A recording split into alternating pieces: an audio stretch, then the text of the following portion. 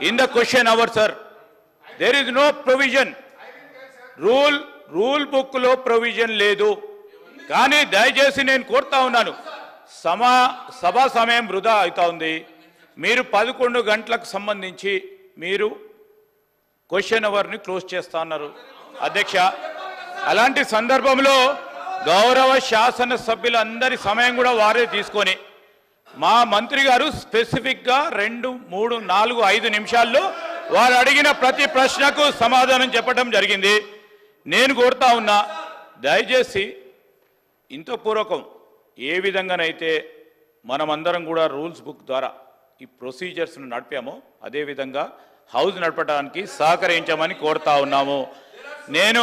నేను స్పెసిఫిక్గా హరీష్ రావు గారు రూల్ అడిగారు కనుక రూల్ చెప్తా ఉన్నాను. స్పెసిఫిక్గా హరీష్ రావు గారు రూల్ అడిగారు కనుక రూల్ చెప్తా ఉన్నాను. దయచేసి స్పీకర్ గారిని మీ ద్వారా వారిని కోరుతా ఉన్నాం.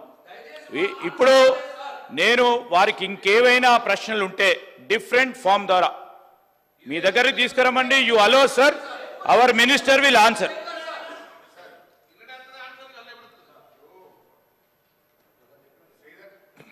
శ్రీధర్ బాబు గారి వ్యాఖ్యలు దయ్యాలు వేదాలు వాళ్ళు ఇచ్చినట్టున్నాయి.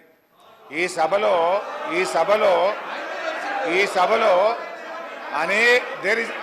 అనేక సందర్భాల్లో సాంప్రదాయాలు ఉన్నాయి.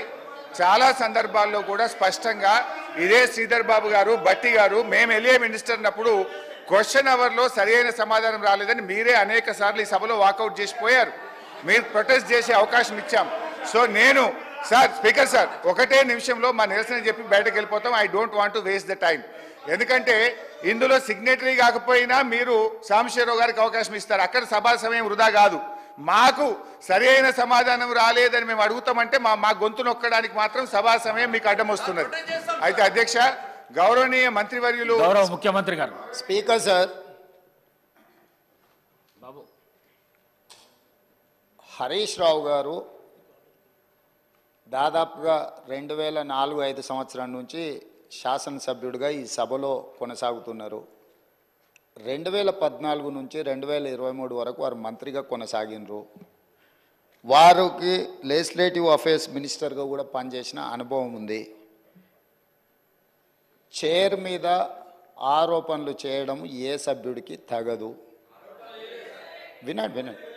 ఎందుకు అంటే ఇది ప్రాధాన్యత